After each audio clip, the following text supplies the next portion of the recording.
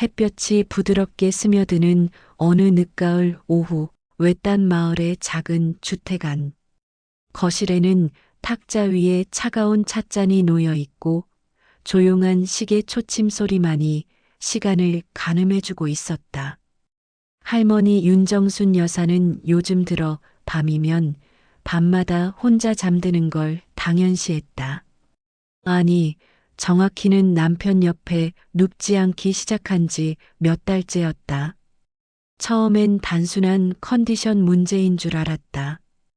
열이 난다거나 관절이 아프다거나. 하지만 그게 매일 밤이 되고 하루하루 이어지자 이상함은 차츰 불편함이 되었고 그 불편함은 어느새 거리감으로 변했다.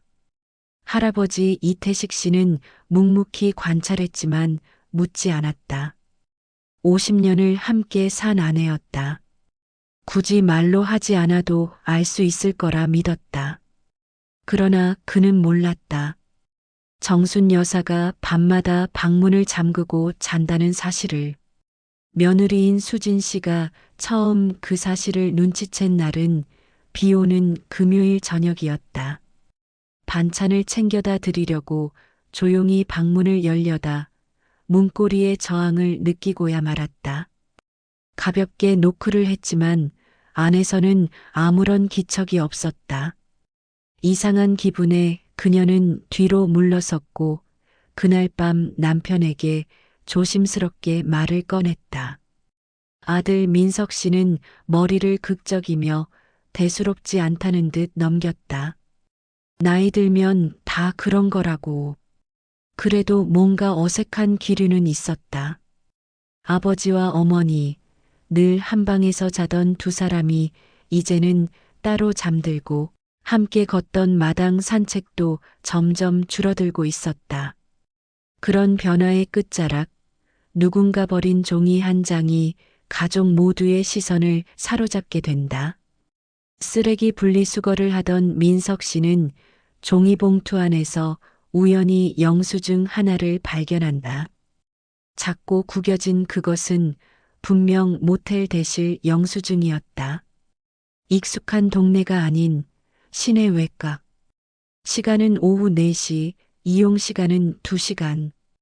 그 순간 민석 씨는 본능적으로 부모님 중 누군가가 버린 것임을 알아챘다. 뭔가 말로 설명할 수 없는 기시감이 들었다. 어머니가 요즘 방문을 잠그는 이유, 왠지 이유 없는 우울감, 묘한 단절감, 모두 이 조각 하나로 연결되는 듯했다. 그날 밤 가족회의가 열렸다. 정순 여사는 아무 말 없이 거실에 앉아 있었고 태식 씨는 여전히 표정을 읽기 어려운 얼굴로 묵묵히 식탁에 앉아 있었다. 민석 씨는 조심스럽게 영수증을 테이블 위에 올려두며 말을 꺼낸다. 어머니, 이거 어머니 거 맞으시죠? 그의 목소리는 떨렸고 며느리 수진 씨는 고개를 숙인 채 손을 모은다. 손녀 지우는 분위기를 읽지 못하고 두 눈만 깜빡인다. 그때 정순 여사가 조용히 입을 뗀다. 담담하고 차분하지만 어딘가 울컥한 감정이 실린 목소리였다. 맞아. 나야. 순간 모두가 숨을 죽였다. 방금 무슨 말을 들은 건지 확인이라도 하고 싶은 듯 서로를 바라보았다. 그러나 그녀는 덧붙이지 않았다. 말은 짧았지만 그 짧은 인정 속에는 긴 세월의 억눌림과 말하지 못했던 감정의 파도가 밀려오는 듯했다. 그날 밤 집안의 공기는 너무도 무거웠다. 태식 씨는 거실 소파에 앉은 채 아무 말 없이 오래된 결혼 사진을 바라보았다. 그 속에 젊은 정수는 환히 웃고 있었다. 그는 그 미소가 지금의 아내에게선 왜 보이지 않는지 스스로에게 묻고 있었다. 밤은 조용히 흘렀지만 각자의 머릿속은 복잡했다. 태식 씨는 침실 문을 열지 않고 소파에 앉아 등을 꼿꼿이 세운 채 앉아 있었다. 불도 켜지 않았다.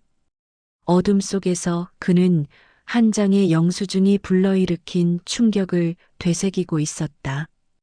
정순 여사 역시 방문을 닫고 침대에 누웠지만 눈은 감기지 않았다. 그녀는 몇 번이나 뒤척이다 결국 조심스럽게 침대 옆 서랍을 열었다. 그 안에는 작고 낡은 노트 한 권이 들어 있었다. 결혼 초부터 써온 일기장이었다. 그녀는 조용히 첫 장을 넘겼다. 오늘은 남편이 웃으며 내 손을 잡아줬다. 너무 오래된 기억이었다. 그때의 떨림은 이젠 손끝에도 남아있지 않았다. 세월이 무겁게 내려앉은 마음은 말없이 그녀의 가슴을 짓눌렀다. 그 시각 태식 씨는 부엌으로 가 물을 한 컵 마시고는 천천히 아내의 방문 앞에 섰다. 노크를 하려다 멈췄고 다시 뒤돌아섰다. 아무 말도 하지 못한 채로 말이다. 이튿날 아침 집안에는 평소와 다른 정적이 감돌았다. 아침밥이 차려지지 않은 식탁 위엔 텅 빈 밥그릇만 놓여 있었다. 정순 여사는 외투를 걸치고 조용히 외출 준비를 했다. 민석 씨가 눈치를 채고 다가가 조심스럽게 물었다. 어디 가세요, 어머니? 잠시 바람 좀 쐬고 올게. 금방 다녀올 거야. 그녀는 가방을 챙겨 들고 조용히 현관문을 나섰다. 뒷모습은 평소보다 더 작아 보였고 어깨는 다소 굽어 있었다. 그녀는 버스를 타고 시내로 향했다. 목적지는 그 영수증에 적혀 있던 모텔이었다. 접수 데스크 앞에 선 그녀는 떨리는 목소리로 말했다. 혹시 지난주 이 시간쯤 제가 2시간 예약했던 거 기억나세요? 직원은 고개를 갸웃했지만 이내 태블릿을 들여다보며 고개를 끄덕였다. 정순 여사는 작게 고개를 숙이고 로비 소파에 잠시 앉았다. 그녀는 그날 그 방에 혼자 있었다. 얇은 잠옷을 가져가 향수를 뿌렸고 거울 앞에 서서 몇 번이고 미소를 지어보려 했다. 수십 년 만에 여자로 돌아가 보려는 연습이었다. 그러나 결국 침대에 앉아 조용히 울기만 했다. 그 모든 걸 가족이 오해한 것이다. 그걸 설명할 수 있을까? 그녀는 여전히 확신하지 못했다. 그저 다시 집으로 가야겠다는 생각만 떠올랐다. 그 무렵 태식 씨는 방 안에 들어가 정순 여사의 책상 서랍을 열어 무언가를 찾고 있었다. 오래된 엽서, 사진, 그리고 서랍 구석에서 낯선 향이 나는 종이 조각 하나를 발견한다. 누렇게 바랜 그 종이는 향수 샘플지였다. 그가 젊은 시절 처음 아내에게 선물했던 브랜드와 같았다. 그는 문득 깨달았다. 그녀가 모텔에 간 건 다른 남자를 만나기 위해서가 아니라 자신에게 예쁘게 보이기 위해서였을지도 모른다는 생각을. 그 순간 무거운 마음이 조용히 쪼개지는 소리가 들리는 듯했다. 정순 여사가 집으로 돌아온 건 해가 다 기운 저녁 무렵이었다. 현관문을 열자마자 들이친 것은 묘한 정적이었다. 집안에는 사람의 기척이 없었고 불도 켜지지 않은 채였다. 태식 씨는 마치 일부러 시간을 피해 자리를 비운 듯했다. 정순 여사는 한숨을 내쉬고 조용히 신발을 벗은 뒤 무겁게 자신의 방으로 들어갔다. 거울 앞에 섰을 때 그녀는 자신을 똑바로 쳐다보지 못했다. 주름이 깊어진 얼굴, 축 처진 눈매, 흰 머리가 삐죽 튀어나온 그 모습은 그녀가 기억하는 여자 윤정순과는 너무 달랐다. 하지만 그럼에도 불구하고 그녀는 천천히 립스틱을 꺼내 들었다. 붉은 빛이 도는 오래된 립스틱이었다. 몇 년 전 생일 선물로 딸이 건네준 것이었지만 한 번도 바르지 않았던 그것이었다. 거울 속에서 립스틱을 바르는 손은 떨리고 있었고 입술선을 따라 그리는 선은 매끄럽지 않았다. 그러나 정순 여사는 오늘만큼은 어설퍼도 괜찮다고 생각했다. 눈가가 촉촉이 젖었지만 눈물은 참았다. 그녀는 오늘 처음으로 자신에게 이렇게 말하고 싶었다. 괜찮아. 아직 늦지 않았어. 그때 문득 방문 너머로 조용한 노크 소리가 났다. 그 정적 속에서 들리는 노크는 마치 오래된 악보 위에 조심스레 찍힌 쉼표 같았다. 정순 여사는 순간 몸을 굳히고 립스틱을 내려놓은 뒤 조심스럽게 문을 열었다. 그곳에는 태식 씨가 서 있었다. 양손에는 조그만 종이봉투와 손글씨가 적힌 노란 메모지 한 장이 들려 있었다. 무뚝뚝한 그의 얼굴에는 어색한 미소가 떠 있었고 눈가는 미세하게 붉었다. 이거 당신 좋아하던 향수더라. 예전에 내가 잘못 샀던 거. 기억하오? 그녀는 고개를 끄덕였다. 그는 말을 이었다. 오늘 내내 생각했소. 우리가 서로 말하지 않았던 시간들. 그게 얼마나 많은 상처였는지를. 그는 조심스레 봉투를 건넸고 정순 여사는 떨리는 손으로 그것을 받았다. 안에는 작은 향수병과 함께 호텔 예약 확인서가 들어 있었다. 예약일은 바로 내일, 위치는 바닷가 근처의 조용한 숙소였다. 정순 여사는 고개를 들어 남편을 바라보았다. 그의 눈빛은 과거보다 훨씬 부드러웠고 마치 지금 처음 보는 사람처럼 낯설게 느껴지기도 했다. 하지만 동시에 오래된 안도감이 마음 깊은 곳에서 피어올랐다. 나랑 같이 가줄 수 있겠소? 그의 말에 정순 여사는 한참을 망설였다. 마음 한켠에서 쌓여있던 두려움과 수치심, 그리고 어쩌면 사랑받지 못한다는 오해가 고개를 들고 있었지만 결국 그녀는 천천히 고개를 끄덕였다. 응, 같이 가요. 다음 날 아침 지우는 현관 앞에서 작은 캐리어를 끌고 나오는 할머니를 보고 놀랐다. 뒤이어 따라 나온 할아버지는 단정한 셔츠에 깔끔한 재킷을 걸치고 있었다.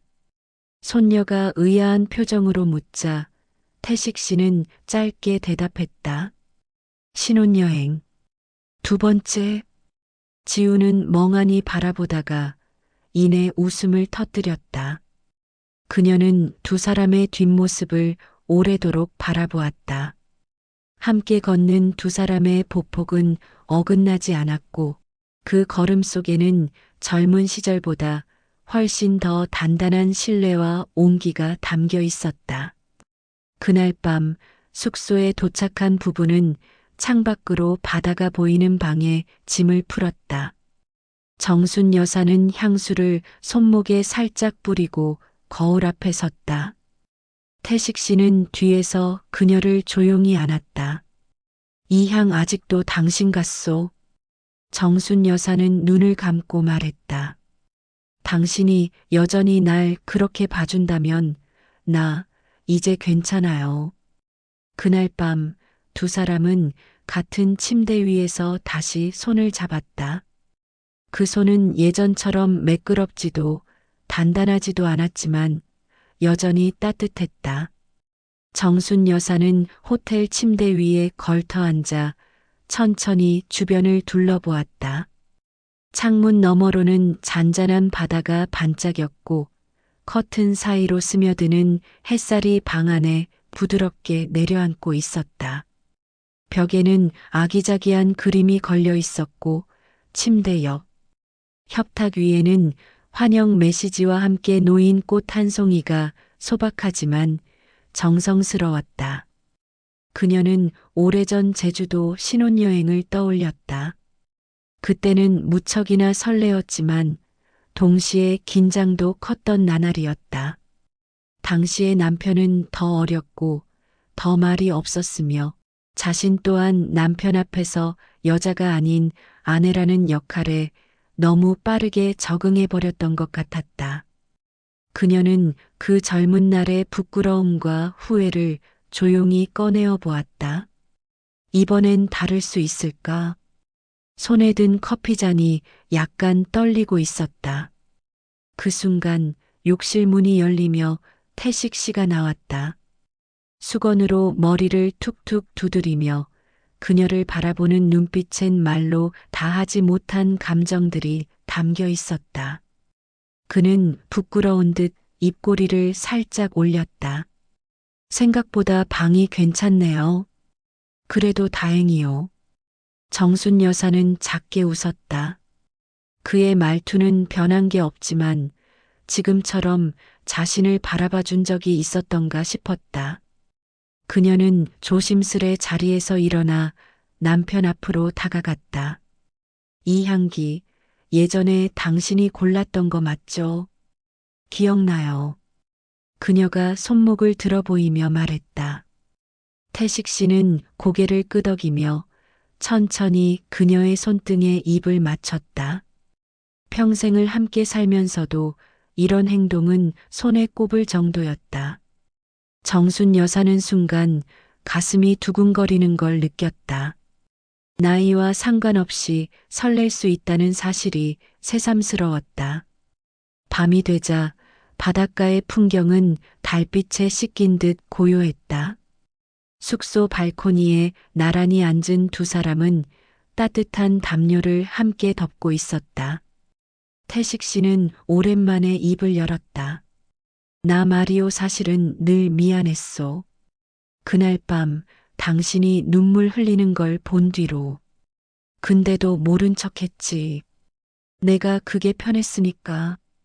정순 여사는 고개를 숙였다.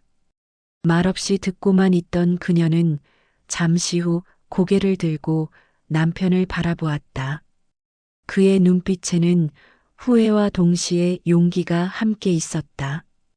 그날 모텔 갔을 때요. 솔직히 무서웠어요. 거울 앞에서 내가 너무 낯설어서. 근데 나 아직 여자 맞구나 싶었어요. 그리고 당신이 다시 봐줬으면 좋겠다고 생각했죠.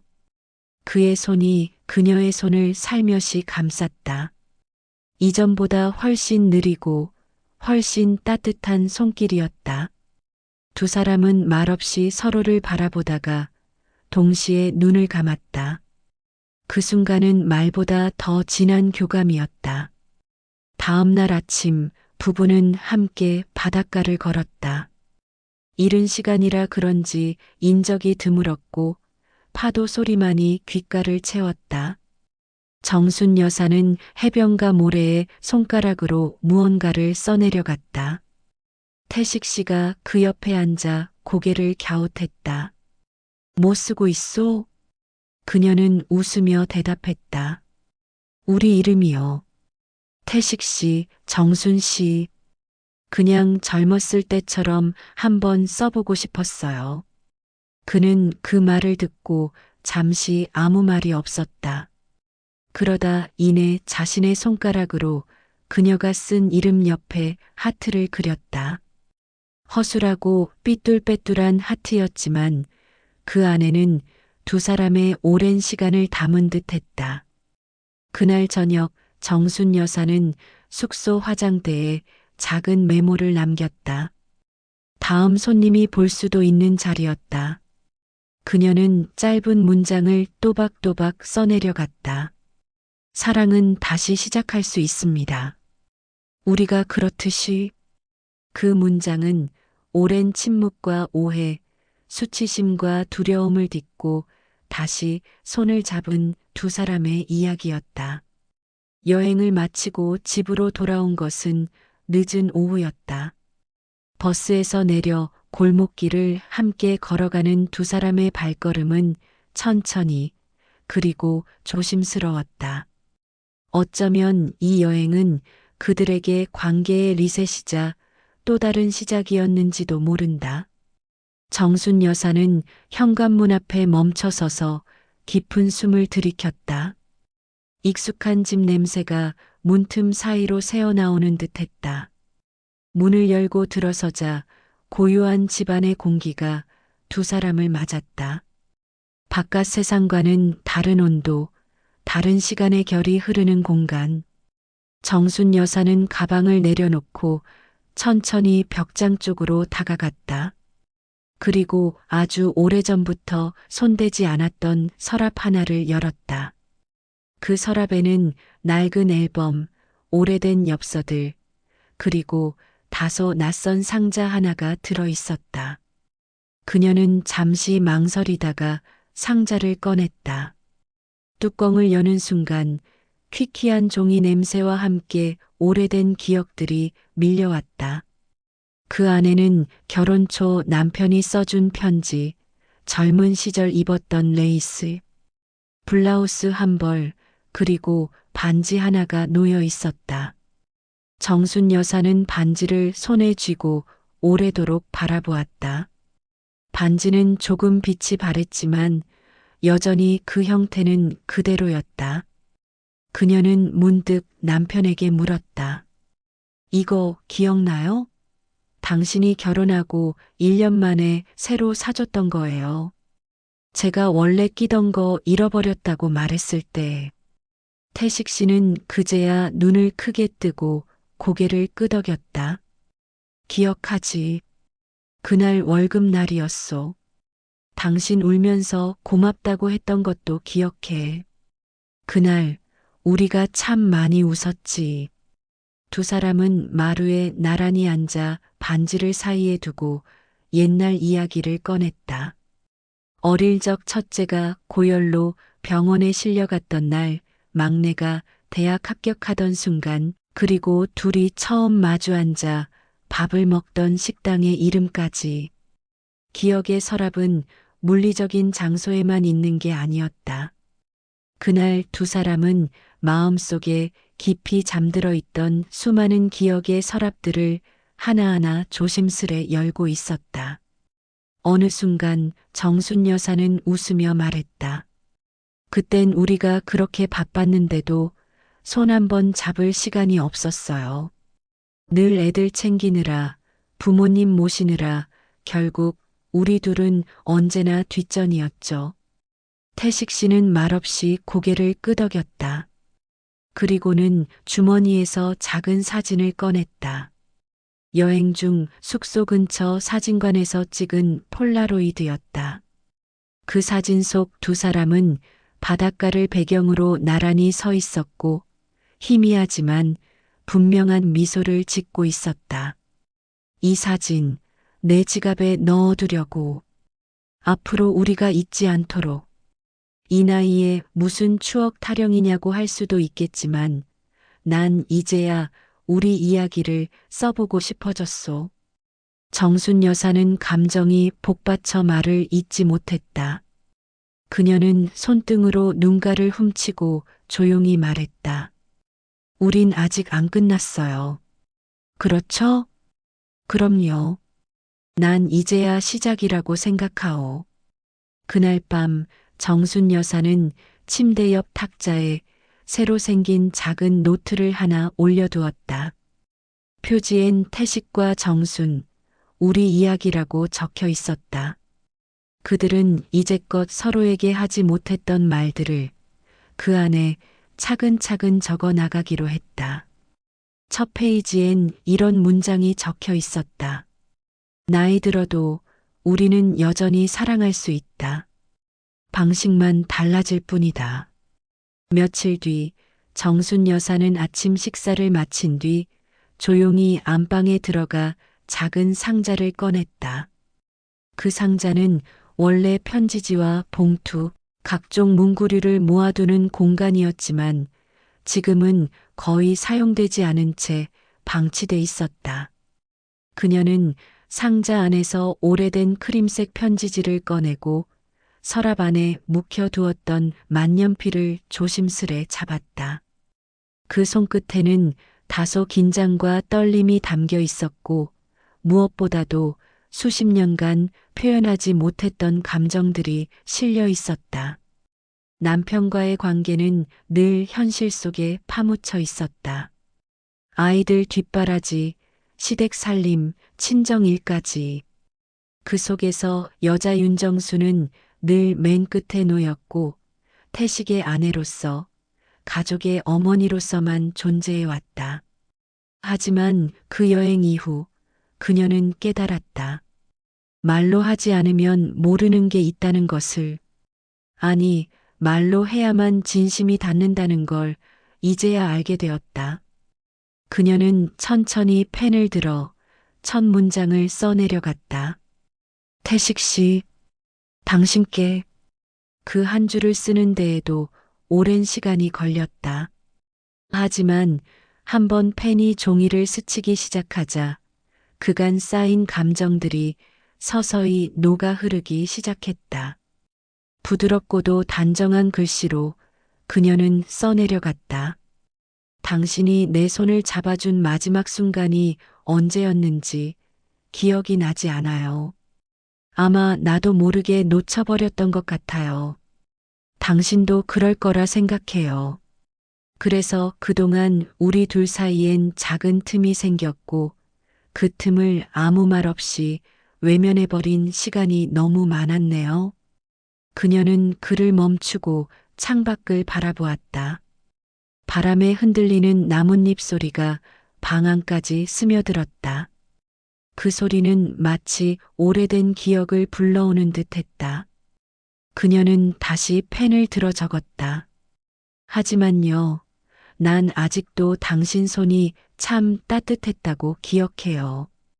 당신이 부끄러워하며 내 손등에 입 맞추던 그 순간, 난 다시 설렜어요. 우리 사이엔 아직 말하지 못한 이야기들이 참 많다는 것도 알았고요. 편지는 점점 깊이를 더해갔다.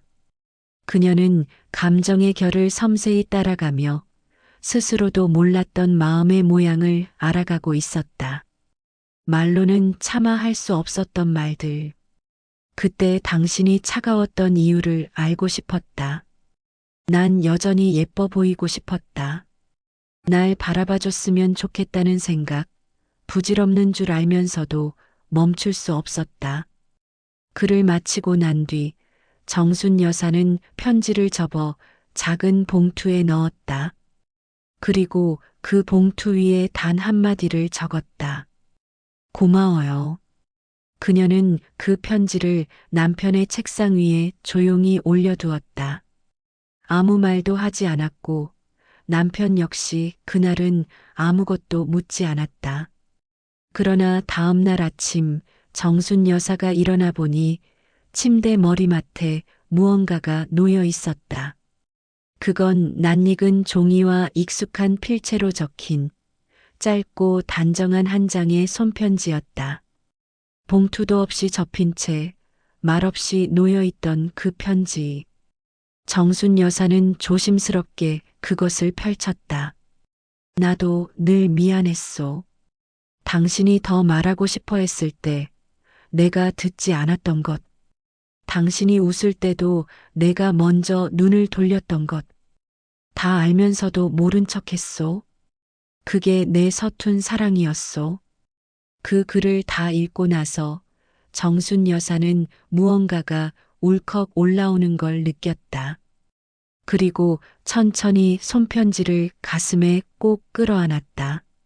말은 한마디도 주고받지 않았지만 두 장의 편지는 그날 하루 내내 부부 사이를 부드럽게 감쌌다. 그날 저녁 두 사람은 소파에 나란히 앉아 함께 뉴스를 보았다. 특별할 것 없는 일상이었지만 중간중간 서로를 바라보는 눈빛은 이전과 달랐다. 정순 여사는 무심하게 커피잔을 건넸고 태식 씨는 익숙한 듯 받으면서도 가볍게 미소를 지었다. 그 순간 아무 말 없이 손등이 스쳤다. 짧았지만 그 스침은 오랜 시간의 공백을 덮는데 충분했다. 그 밤 두 사람은 침대에 누워 오래도록 말없이 손을 잡고 있었다. 다시 처음으로 돌아간 듯, 아니 그보다 더 깊은 신뢰와 다정함 속에서 해가 막 기울 무렵 집안은 고요한 황금빛으로 물들고 있었다. 정순 여사는 주방 창가에 서서 저녁 식사를 준비하고 있었다. 그녀의 손길은 여느 때처럼 익숙했지만 그 속에는 눈에 띄지 않는 변화가 있었다. 콩나물을 다듬으며 중간중간 창밖을 바라보는 눈빛, 국을 끓이며 허공을 바라보는 표정. 뭔가 말로 설명할 수 없는 감정들이 그 작은 움직임 사이사이에서 피어오르고 있었다. 태식 씨는 마당 한켠에서 나무 의자에 앉아 있었다. 손에는 오래된 신문이 들려 있었지만 한 줄도 읽히지 않았다.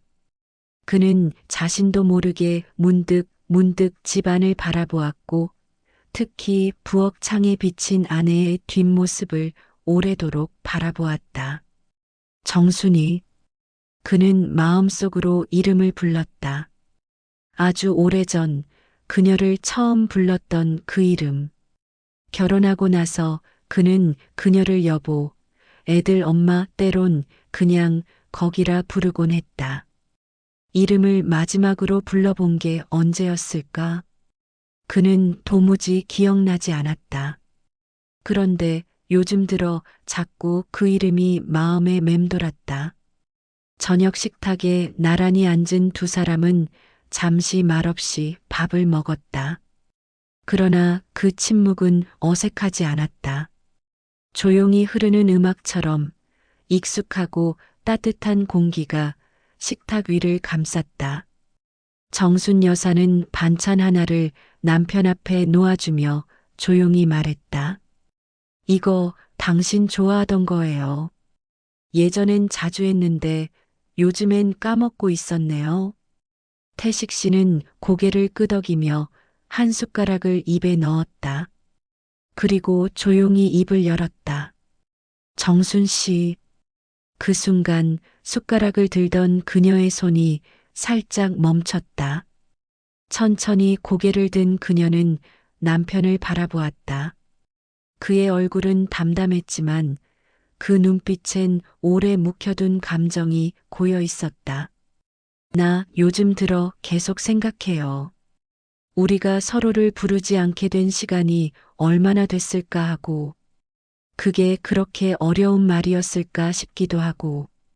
정순 여사는 작게 웃었다.